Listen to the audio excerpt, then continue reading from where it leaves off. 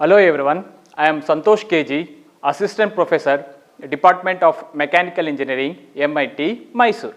In today's session, I am going to do the topic damped forced vibrations, which comes under Module 5 of subject Dynamics of Machines, having subject code 18ME53.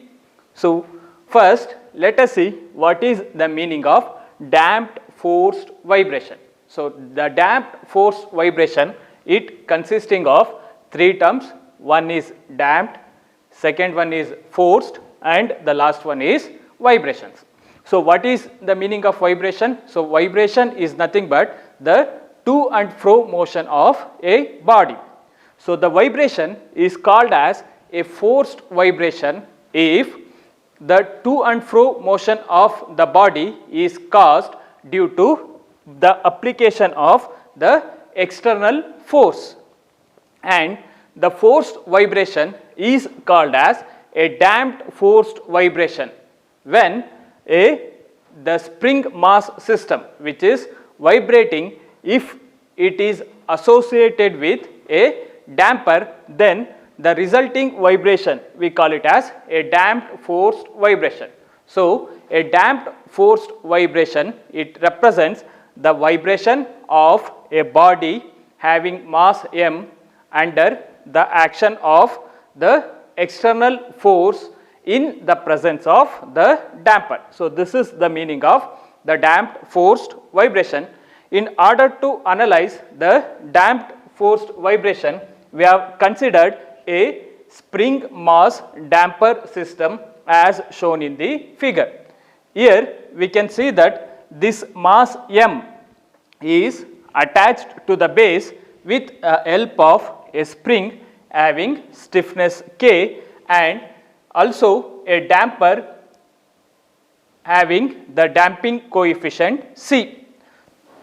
The mass m is subjected to the external force, let us say F naught sin omega t. Now, let us say at a given instant of time, the force F naught sin omega t, which is harmonic in nature, is going to act in the downward direction. So, when the force on the mass m is in the downward direction, then this mass is going to displace in the downward direction. Let us say the amount of displacement of the mass m is small x, it is denoted by small x. So, when the mass is displaced by an amount small x, then the velocity, it is also in the direction of the displacement. So, the velocity, it represents the time rate change of the displacement. Similarly, the acceleration, which represents the time rate change of the velocity, it will also act in the direction of the displacement. Thereby, we get the displacement, velocity as well as acceleration in the downward direction. Then, when you push the mass in the downward direction, then this spring will try to move the mass in the upward direction and by exerting a force of magnitude k into x. So, here k represents the stiffness of the spring and x represents the amount of displacement of the mass m. Then this displacement of mass m is also resisted by the damping force, which is denoted by c into x naught. Here c represents the damping coefficient and x represents the velocity. These two forces, since they oppose the displacement which is taking place in the downward direction, the direction of these two forces will be acting in the upward direction. Now, let us try to apply the Newton's second law for this system. The Newton's second law, mathematically it can be written as m into a equals sigma of F.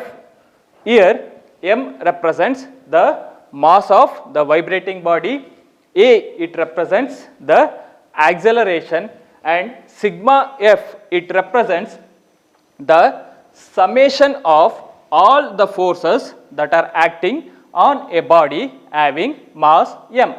So, m into acceleration, since we have denoted the displacement by x, the velocity is denoted by x naught, the acceleration is denoted by x double dot.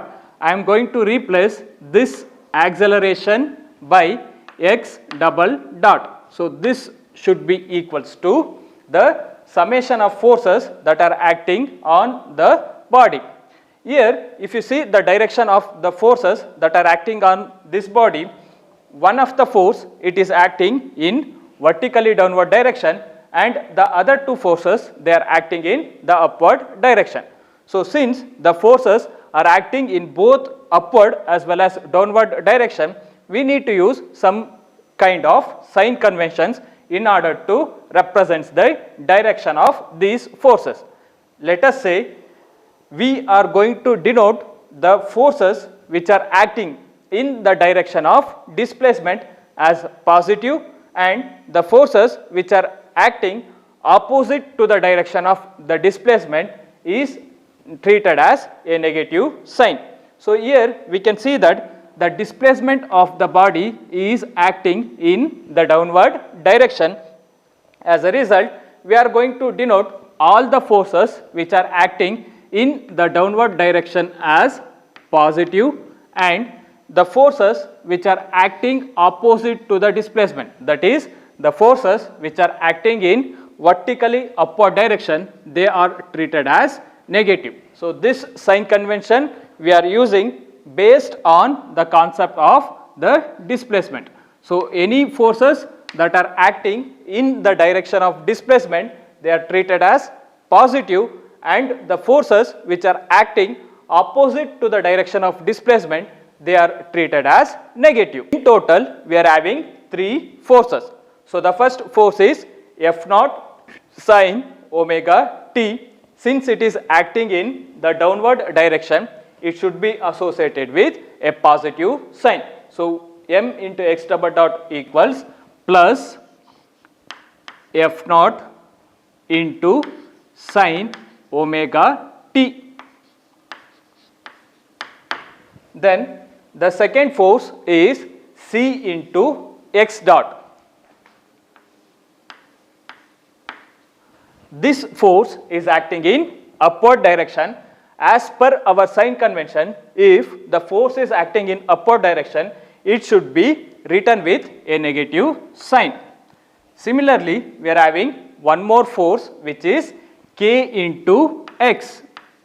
This force is also acting in upward direction, therefore, we should write that force with a negative sign.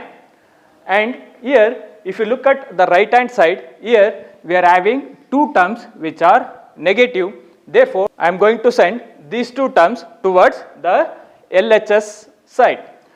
So, when I send these two terms towards the left hand side, I will get equation like this: m x double dot plus c into x dot plus k into x equals f naught into sin omega t.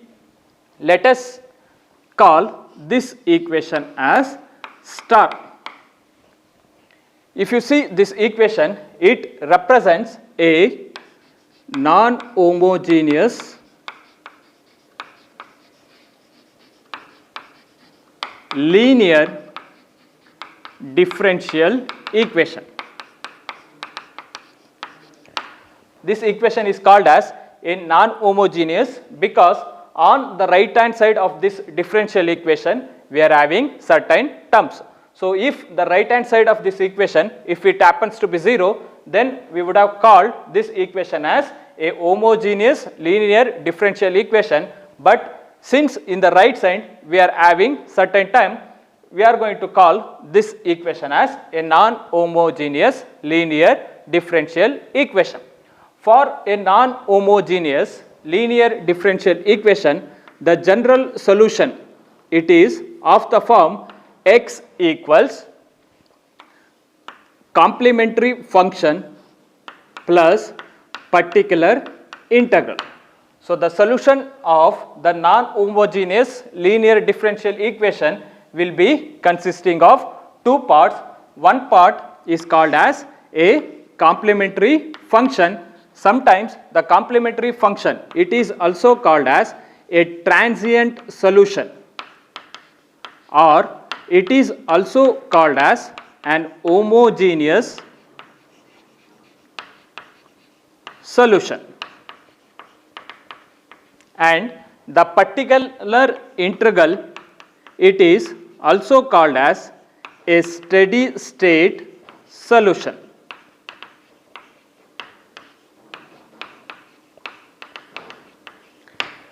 Here, in order to get the complementary function, we should equate the equation star to 0, that is by equating mx double dot plus c into x dot plus k into x equal to 0, we get the complementary function, and we have done so in the previous module while analyzing a spring mass damper system which is not subjected to any external forces.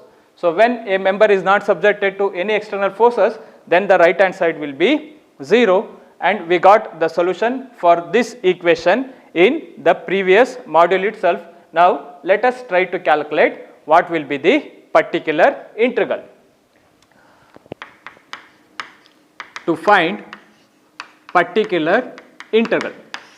So the general solution of any particular integral, it will be of the form small x equals capital X into sine of omega t minus phi. So in this equation, x, it represents the displacement of the vibrating body at a given instant t, and omega, it represents the frequency of vibration, and x, it represents the steady state amplitude.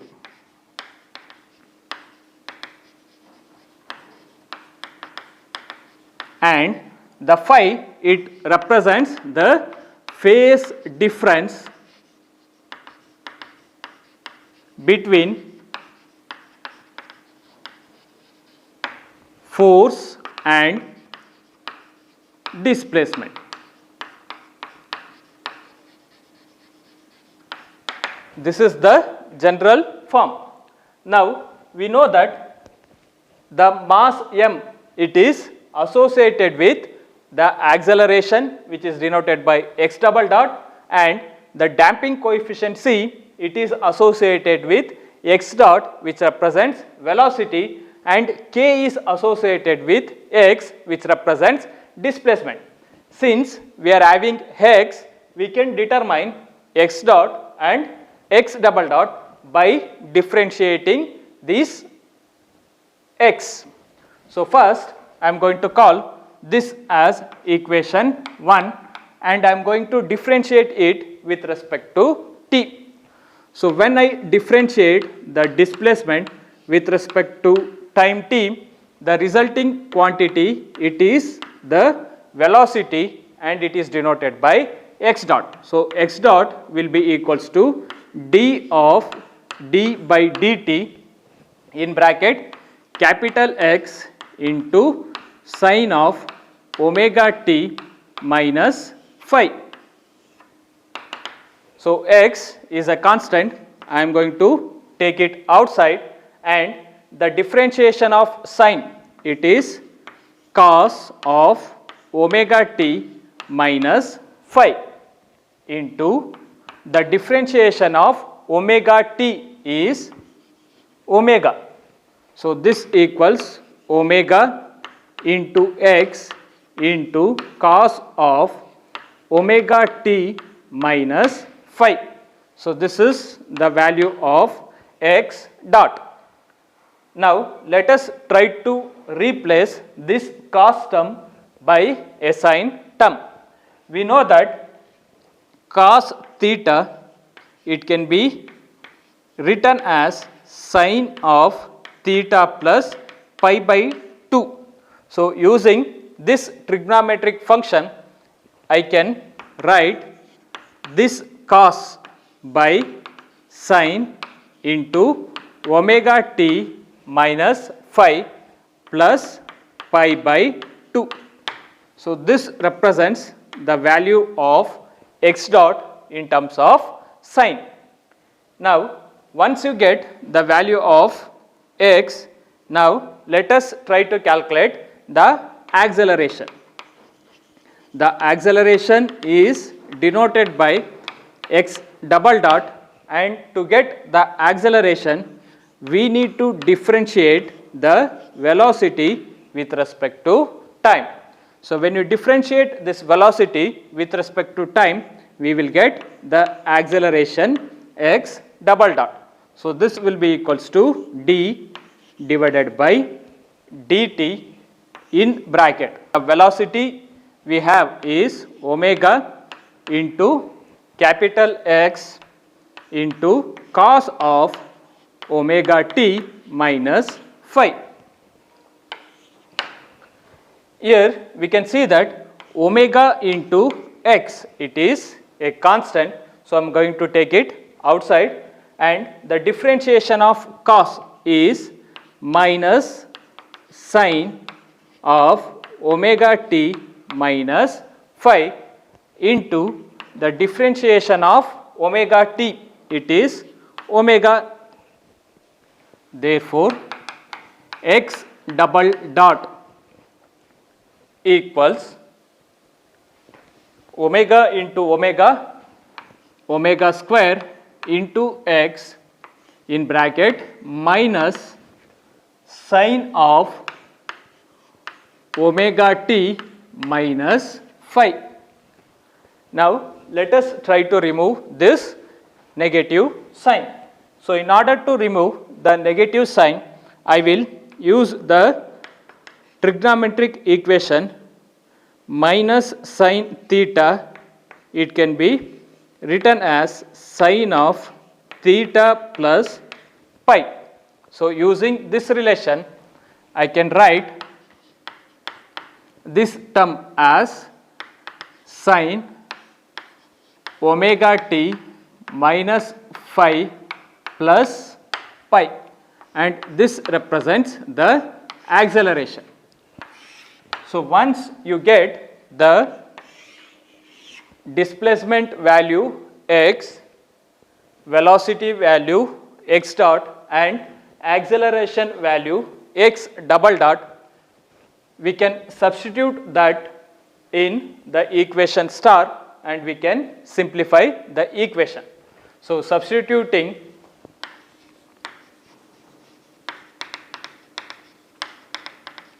x, which represents displacement, and x dot, x double dot in equation star, we get m into, in place of x double dot, I can write omega square x into sine of omega t minus phi plus pi,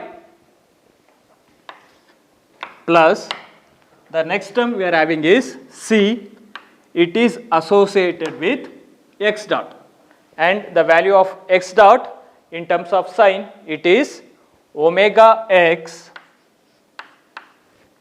into sine omega t minus phi plus pi by 2, plus the next term we are having is k, it is associated with x, which represents displacement, and it is equals to capital X into sine of omega t minus phi. This equals f naught into sine omega t. By rearranging the term, we get m omega square into capital X sine of omega t minus phi plus pi plus c omega x into sine omega t minus phi plus pi by 2 plus k into capital X into sine of omega t minus phi equals f naught sine omega t. I am going to call this equation as equation 2. Let us try to express this equation 2 in the vector form. So, in order to express this equation in the vector form, first I am going to write one reference line. So, this is the horizontal reference line we are having. Using this, let us try to write these vectors. So, the first vector we are having is f naught and it is acting at an angle of omega t. So, first we are going to write the force f naught which is acting at an angle of omega t. So, this is point O which is a reference point. So, with respect to the reference point, the force F naught, it is acting at an angle of omega t. The next force we are having is kx, it is acting at an angle of omega t minus phi. So, this is angle omega t. So, in omega t, if I subtract phi, I will get the angle through which the force k into x is acting. So, k into x, it is acting at an angle of omega t minus phi. Now, if we consider the force c into omega into x, it is acting at an angle of omega minus phi plus pi by 2. We already have the angle omega t minus phi.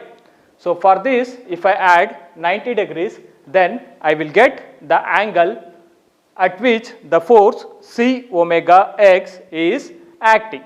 So, I will write a line which is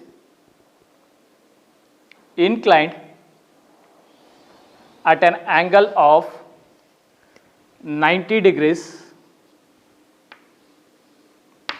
to kx. So, this line, it represents the force c omega into x. The last force we are having is m omega square x, it is acting at an angle of omega t minus phi plus pi. So, for this kx, if I add 180 degrees, then I will get the direction along which I will get the vector m omega square into x.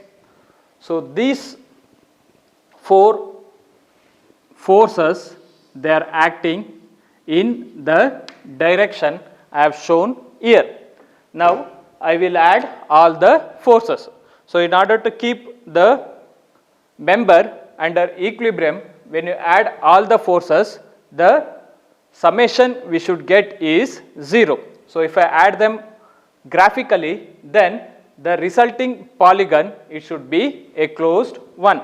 So next I am going to write a force polygon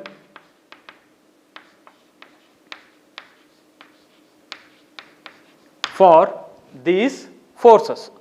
So the first I will take the reference point and I will keep it as O. Along O I am going to write a horizontal line.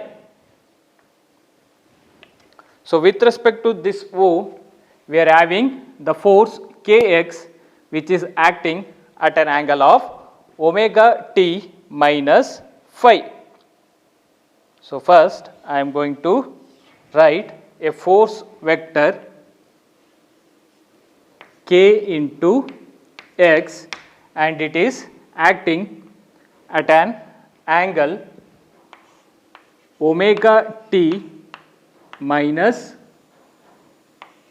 phi. To the end of this vector which denotes kx, I am going to attach the force c omega x. So the force c omega x, it is at an angle of 90 degrees with respect to kx. So from kx I am going to draw a 90 degree line which denotes c omega x. So the angle of this force, it will be omega t minus phi plus pi by 2. To the end of this c omega x, I am going to attach one more force which is m omega square x. We know that the angle between m omega square x and c omega x is 90 degrees. So for this line I am going to write one more line which is inclined at 90 degrees. So this line, it represents the force m omega square x. Now if you join this m omega square x to the point O, we get the force F naught. So when I add all the forces, I will get the summation as 0, and this force, it will be acting at an angle of omega t, and the angle between F naught and kx, it will be phi. So using this force polygon, let us try to evaluate the values of capital X, which denotes the steady state amplitude, and phi, which denotes the phase difference. So let us find capital X and phi using the force polygon. So in order to find the capital X and phi, I will do little alteration to this force polygon. So the alteration I am going to do is, from this point where F naught and c m omega square x intersects, from that point I am going to write a perpendicular to the force vector kx. Let us call this point as A and this point as B, and the resulting triangle OAB, it forms a right angle triangle. OAB in the force polygon, it denotes a right angle triangle where the length of OA is equals to F naught and the length of AB, it will be equals to C omega x, and the length of OB, it will be equals to the total length kx minus this length, which is m omega square into x. So, this length, it represents k into x minus m omega square x, and the angle between f naught and the line OB is phi. So, in this triangle, by applying the Pythagoras theorem, we can write OA square equals OB square plus AB square. OA, it represents the force F naught, and OB square, it represents Kx minus m omega square x whole square plus AB, it represents C omega into x whole square. Here I am going to take x square as common in right hand side. So, if I take x square outside in the first term, then I will be left with k minus m into omega square plus, if I take x square outside in the second term, I will be left with c omega square, and this equals f naught square. Since I need the value of x square, I am going to send this term to the left hand side. So, in the left hand side, in numerator, I am having f naught square, and if I send this towards LHS, then it will be in the denominator k minus m omega square plus c omega square. So, this equals x square, or the steady state amplitude capital X, it will be equals to f naught divided by square root of capital X minus m omega square whole square plus c omega square. So, this is the expression for the steady state amplitude. Now, let us try to find the value of phi. So, in order to get the value of phi, I will make use of the tan phi function. So, tan phi, it can be written as opposite side by the adjacent side. The opposite side is AB and the adjacent side is OB. AB, it is equals to c omega x, and OB, it is equals to kx minus m omega square into x. C omega into x divided by, I will take x as common in the denominator. So, if I take x in the first term, I will be left with k, and in the second term, I will be left with m into omega square. This x and this x will cancel out. Therefore, we get the value of phi as tan inverse of c omega divided by k minus m into omega square. So, this represents the value of phi, and the particular integral general form is small x equals capital X into sine of omega t minus phi. So, here the value of capital X, it denotes steady state amplitude. Therefore, capital X equals f naught divided by square root of k minus m omega square whole square plus c omega square into sine of omega t minus phi. So, phi is tan inverse c omega divided by k minus m omega square.